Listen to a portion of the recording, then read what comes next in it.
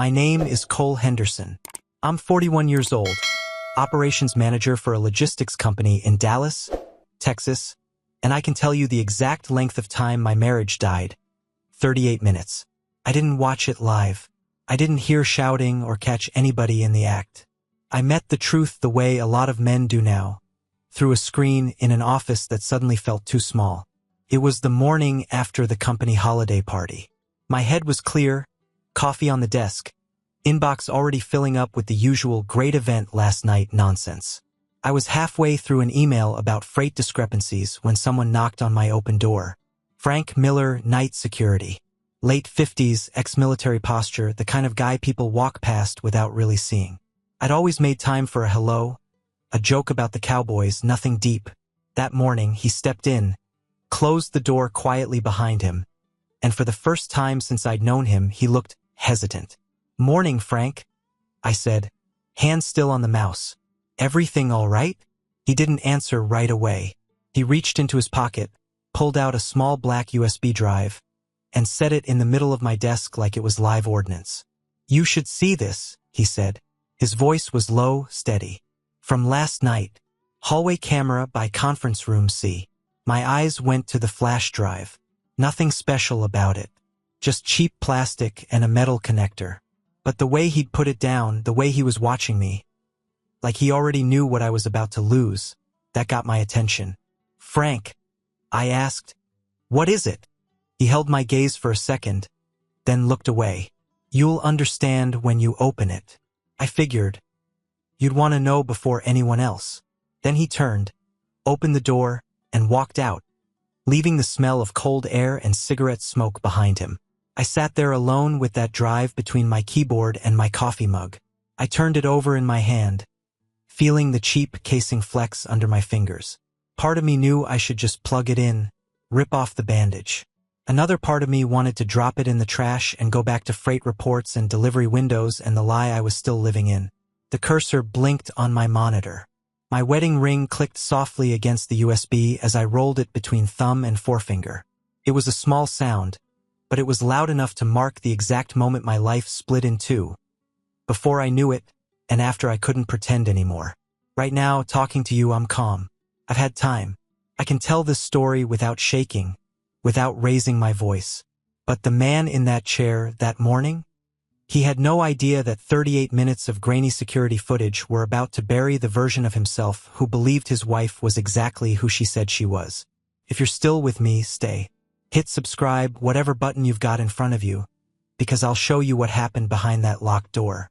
But before we walk into that hallway and press play together, you need to understand the man I was, the life I built around us. Before it all blew apart.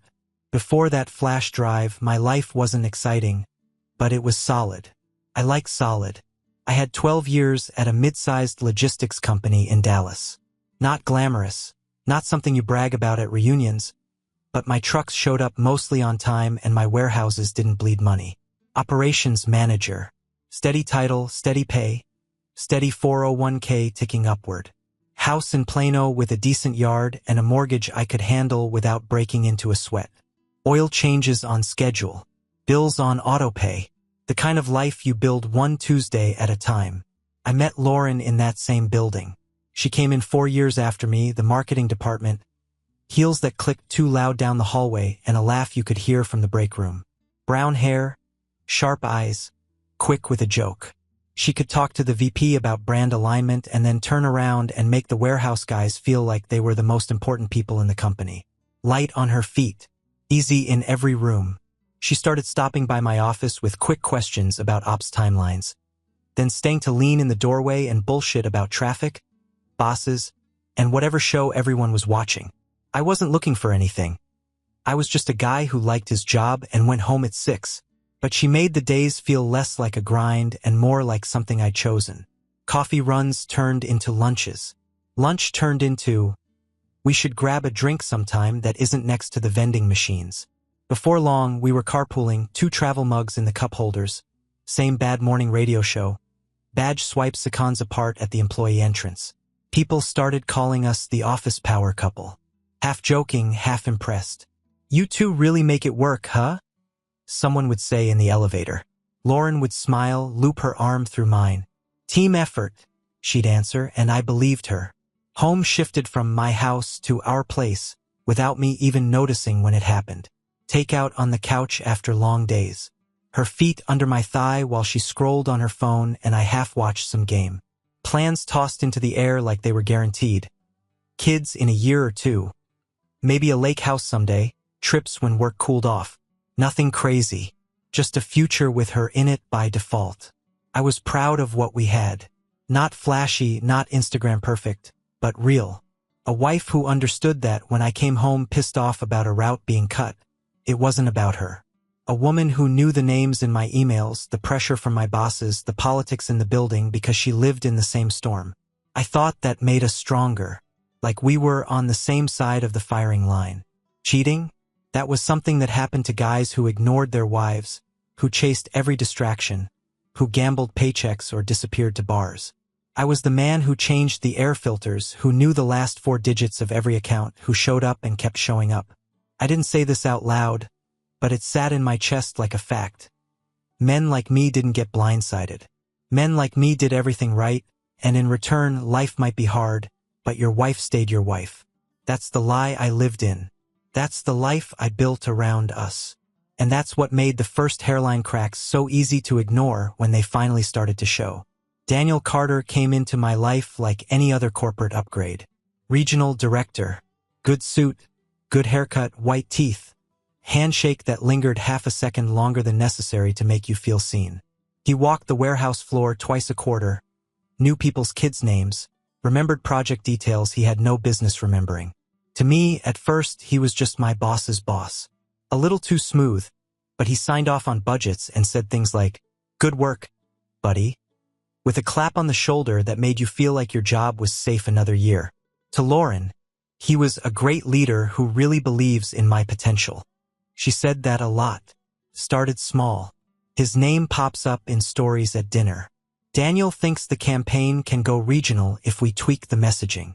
Daniel says I have a real instinct for client-facing work. Nothing wrong with that on paper. Ambitious woman, senior guy noticing her. Standard office script. Then came the Saturdays. One weekend, she's suddenly into this new gym class. High-intensity something. You'd hate it, Cole. She laughs, shoving leggings into a bag. Next weekend, the gym morphs into Daniel wants me to come in. We're reviewing campaign numbers before Monday. It's a big push. I remember standing in the kitchen, mug in hand, watching her tie her shoes. On a Saturday? She shrugged like it was nothing. You know how it is. He's under pressure. It's just work. Her phone started living face down, buzzing on the coffee table at night, screen lighting up, her glancing over with that half smile and locking it before I could see anything. Who's that? I'd ask casual. Just the team, she'd say. They're stressing about deadlines again. You don't want to hear it. My gut tightened a little every time. Not a full knot, just a twist. The pattern was there if I wanted to look straight at it. New attention from the polished boss, weekend work. A phone that suddenly needed privacy in a marriage where it never had before. But here's the truth men don't like to admit. Sometimes you see it coming and you still look away. Because connecting those dots doesn't just accuse her. It kills the picture of us you've been building for years. It means the life you brag about in small ways, the shared commute, the office jokes, the power couple crap, might already be a corpse. So I told myself a story I could live with. She's ambitious. He's supportive. The gym bag is just a gym bag, the Saturday badge swipe is just dedication, the buzzing phone is just work. My gut knew before I did. I just wasn't ready to listen yet. The annual holiday party was the usual corporate performance. Chandeliers, open bar, rented class over people who spent most days yelling about freight times and ad spend. I remember straightening my tie in the hotel lobby mirror, then seeing her walk in. Lauren in a navy dress that shut down conversation. Heads turned, conversations stalled. She knew it too. She'd brushed past me in our bedroom before we left with a quick, "How do I look?" Like she didn't already have the answer. "You look good," I'd said. She looked like trouble. I filed the thought away and pretended it was just pride. At the party, people formed circles around her. Laughter, compliments, the usual. Then Daniel slid in, dark suit, easy grin, hand resting casual on the small of her back like it had always belonged there. That was the first real flicker of jealousy, the kind that tastes metallic. I looked at his hand, then at her face. She smiled up at him, said something I couldn't hear over the music. He laughed, that polished, controlled sound. Don't be that guy, I told myself. It's a company event, not a bar. You're her husband, not some insecure kid. So I swallowed it. I got a drink. I talked shop with people I didn't care about. Time passed. I don't know how much at first. Enough that the band had switched songs, enough that my drink went from full to ice and back to full again. At some point I realized I hadn't seen the navy dress in a while. I checked the bar. No Lauren. I scanned the tables, the dance floor, and the lobby. Nothing. I texted. Where'd you disappear to? No answer. I called. It rang out.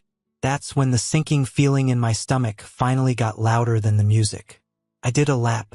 Restrooms, patio, lobby. Quick word with the front desk. Had they seen a woman in a navy dress, brown hair, about this tall? Polite smiles, vague answers. No help. 30, maybe 40 minutes of walking and not finding my wife at our company party. I turned down a side corridor I hadn't checked yet. One of those hotel hallways that feels more like backstage than public space. It was empty. I stood there a second, just breathing, about to head back, when she appeared from the far end. Navy dress, hair coming a little undone. Makeup smudged just enough to notice if you knew her normal level of control.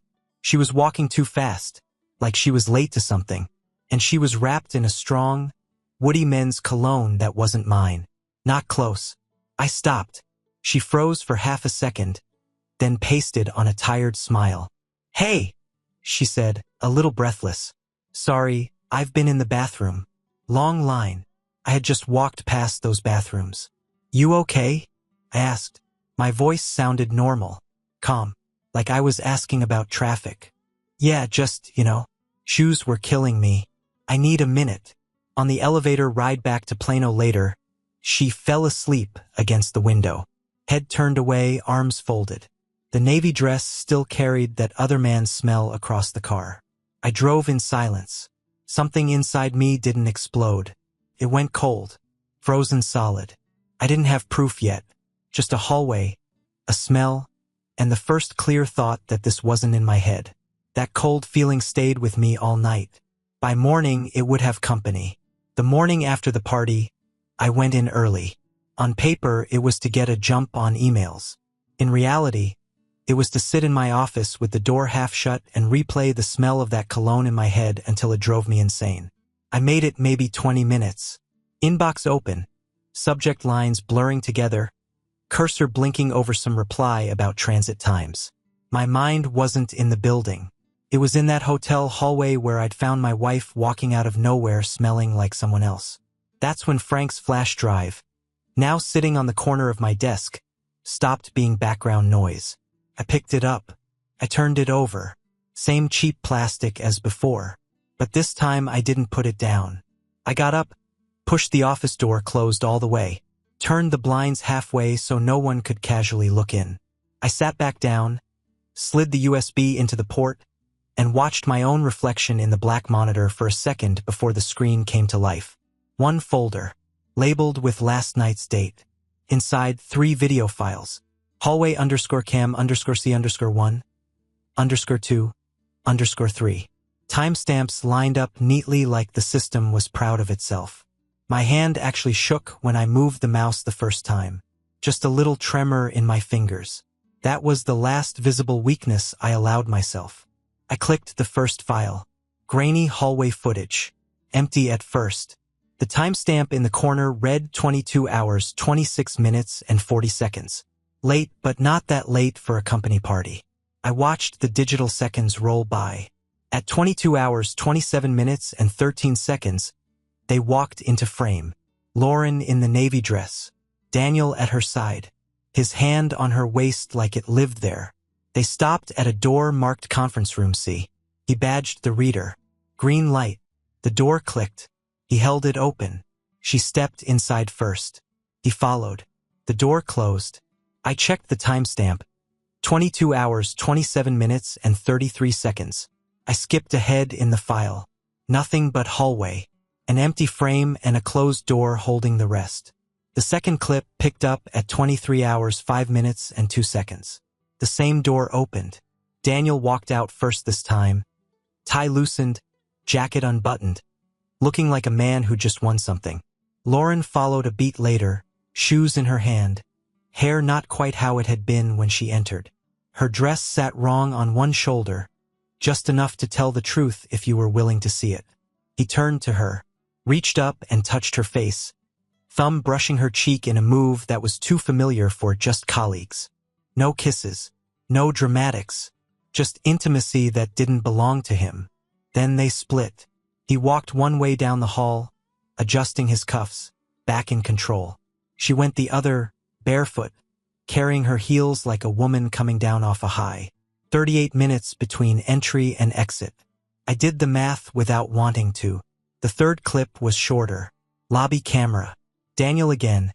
Charm turned back on, striding out through the main doors like he owned the place. A few minutes later, a side camera caught Lauren slipping quietly out toward the parking garage alone. When the last video ended, the playback screen froze on an empty hallway. I sat there for a long second with my hand still on the mouse. No yelling, no dramatic breakdown, just a numb kind of focus. Then I copied everything, dragged the files onto my desktop, onto an external drive, into a cloud folder. 3 separate backups. I wasn't going to let technical issues steal this truth from me. After that, I called Frank. He stepped back into my office, closed the door behind him. Same as before. I didn't ask him why he'd pulled the footage. I already knew. He'd seen enough men walk through this building to recognize the look on my face last night. "You got access logs for weekends?" I asked. He nodded once.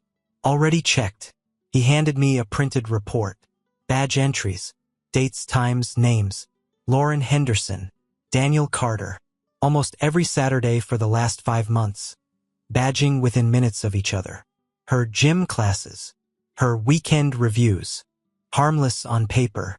A schedule in reality. I looked at those lines of ink, at the pattern laid out in black and white, and understood something important. The party wasn't the one mistake. It was just the one I had on camera. By the time I left work that day, I wasn't angry anymore. Anger is hot. This was something else. Quiet, steady, like I'd already made decisions my mouth hadn't said out loud yet. I drove home with the flash drive in my pocket and the copies sitting in the cloud, feeling less like a husband and more like an auditor. First thing I did when I walked in, turned on the TV in the living room, hooked my laptop up, and pulled up the first hallway clip. I paused it on the frame where Lauren and Daniel are mid-stride toward conference room C. Her in the navy dress, his hand on her waist. On the shelf across from the screen was our wedding photo. Her in white, me in a rented tux, both of us smiling at a future we thought we understood. I left them facing each other, marriage and reality, waiting. Garage door, the clatter of her keys in the bowl, heels on tile. Familiar sounds I suddenly heard like they belonged to someone else's house. "Hey," she called. "You home?" "In here," I said. She walked in, a work bag over her shoulder, a smile preloaded. It died when she saw the TV. "What's that?" she asked. "Sit down," I said. She hesitated, then obeyed. I didn't give a speech, didn't clear my throat. I picked up the remote and hit play. We watched it together. Her and Daniel walked into the meeting room at 10:27 p.m. The door is closing. The empty hallway. Then the second clip, 11:05 p.m., then comes out. Her shoes in her hand, dress and hair off, his tie loose, his hand on her face. Then the third, his confident exit, her slipping out alone. Her face went white, eyes locked on the screen like maybe if she stared hard enough, she'd find a different ending. "Cole," she whispered. "I can explain." Of course she could. She started talking fast. "I was drunk. It was a stupid mistake. It didn't mean anything. You've been distant. You're always working. I felt alone, and he I let her stack excuses on top of each other until they started to wobble under their own weight. Then I picked up the printed badge logs from the coffee table and set them in front of her. All Saturdays, I said. All the gym days. All the Daniel needs me weekends. Were those mistakes too? She stared at the paper. Her shoulders sagged. The fight went out of her like someone pulled a plug. "Cole, please," she said, reaching for my hand. "We can fix this. I'll quit. I'll go to therapy." It didn't mean. I stood up, out of reach. "Don't touch me." She froze. I looked at her. Not the woman from the wedding photo, not the office power couple version. Just the person who had walked into a room with another man for 38 minutes and expected to stay with my wife afterward. "You walked into that room as my wife," I said. "You walked out as a stranger." I didn't raise my voice. I didn't throw anything. I didn't threaten. I just drew the line. "This marriage is over." I turned off the TV. The screen went black, reflecting two shapes who no longer knew each other.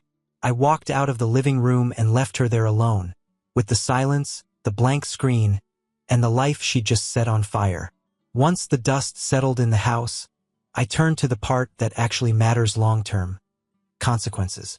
The first call I made that wasn't to a lawyer was to Elaine Carter, Daniel's wife.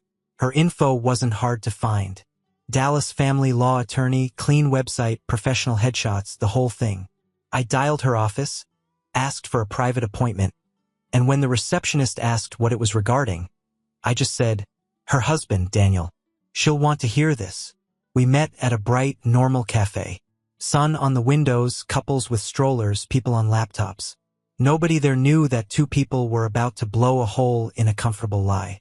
She walked in composed, dark blazer, controlled expression, the kind of woman who's seen a lot and doesn't scare easily. We shook hands, sat down. I didn't dance around it. "I'm Cole Henderson," I said. "My wife works with your husband. I think you deserve to see this." I slid the flash drive across the table, along with printed copies of the hallway stills and the badge logs. She plugged it into her laptop right there. No dramatics, no tears at first. Just watched. Shock hit her in stages, eyes widening, jaw tightening. But then something professional clicked into place. Her face went from hurt to focused. "Thank you for bringing this to me," she said finally. "Most men would rather disappear and pretend they never knew." "I'm not interested in pretending," I answered. "I'm interested in being done." She nodded once. "Then we're on the same page." Elaine moved quickly. Contested divorce, alimony, and child support positioned hard. She knew exactly which levers to pull, and I stayed in my lane. Gave my statement, handed over what I had, and didn't get dragged into their marriage beyond the truth I'd already brought. At the same time, she went straight to our company's HR. Videos. Logs. The fact that Daniel, a regional director, had been sleeping with a subordinate in company spaces, on company time. They launched a formal investigation, emails pulled, calendars checked, interviews scheduled. When they called me in, I kept it clean. Facts only. No opinions, no dramatics, no gossip in the break room afterward. I answered what they asked, then went back to my job. A few weeks later, it shook out just like you'd expect. HR concluded Daniel violated policy and abused his position. He was given a choice that isn't really a choice. Resign quietly or get fired loudly. One regular Tuesday, I saw him in the lobby with a cardboard box. Picture frames, a couple of plaques, that same perfect haircut now sitting on a man walking out smaller than he walked in. Lauren didn't get a headline. She got restructured to another branch on paper.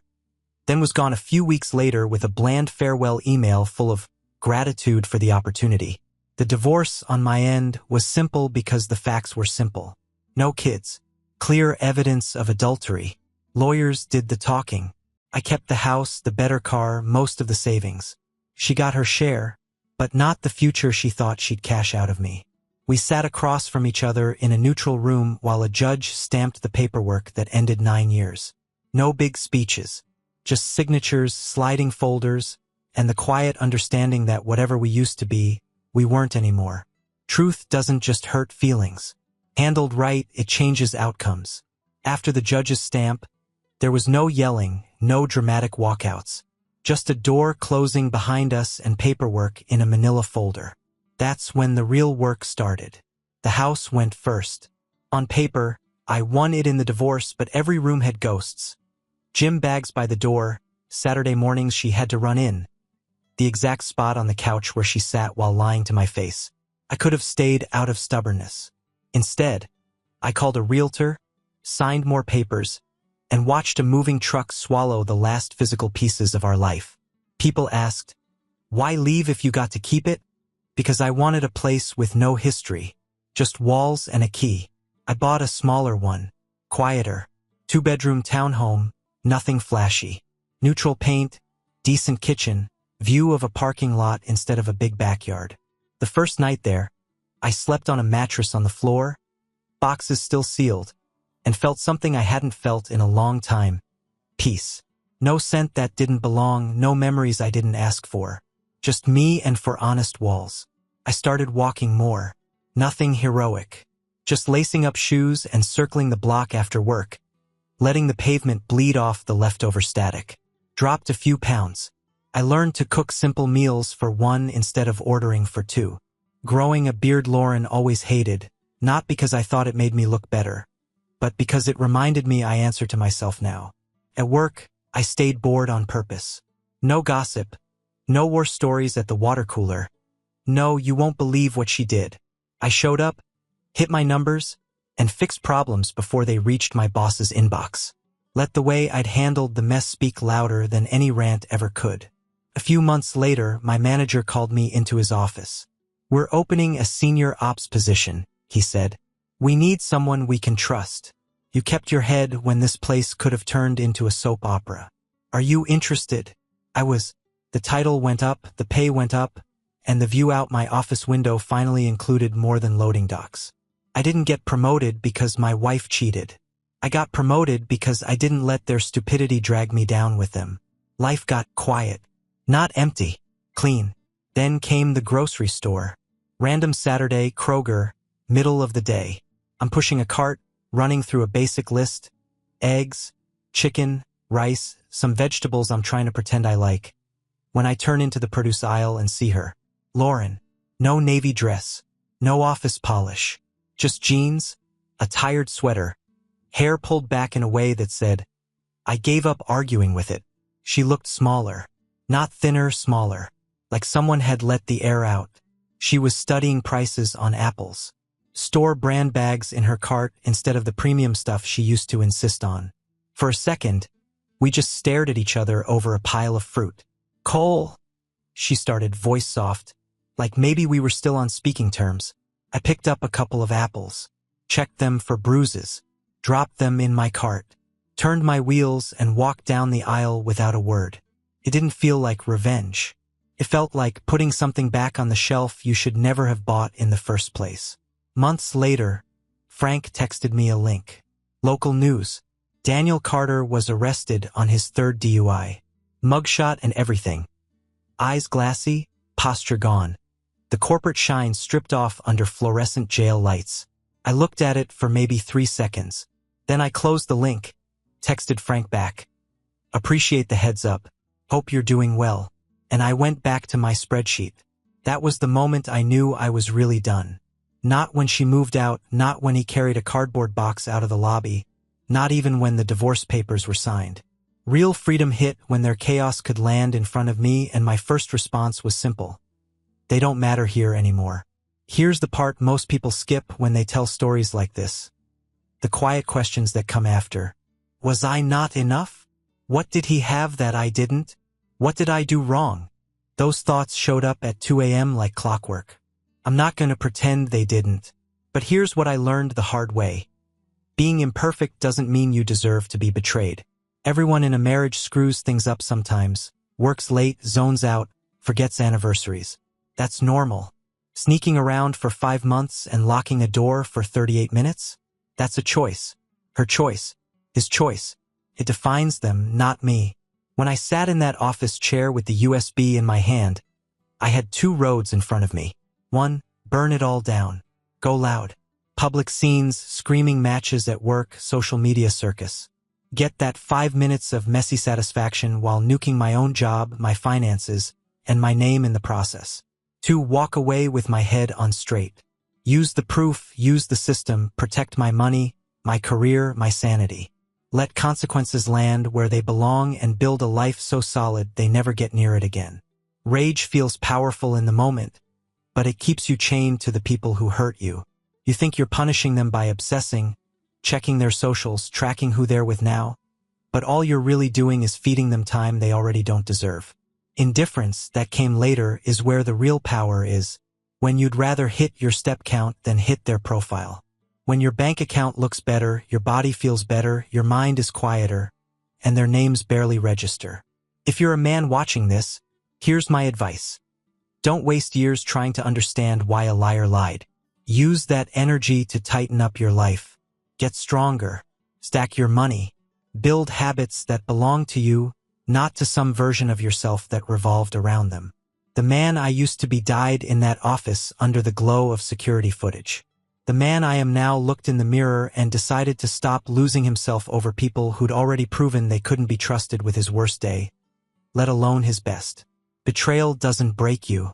It just shows you who never deserved the version of you that tried. So here's my question to you. Drop it in the comments. If you were standing where I stood, flash drive in hand, would you burn everything down? Or walk away and build a life they never get to enter again?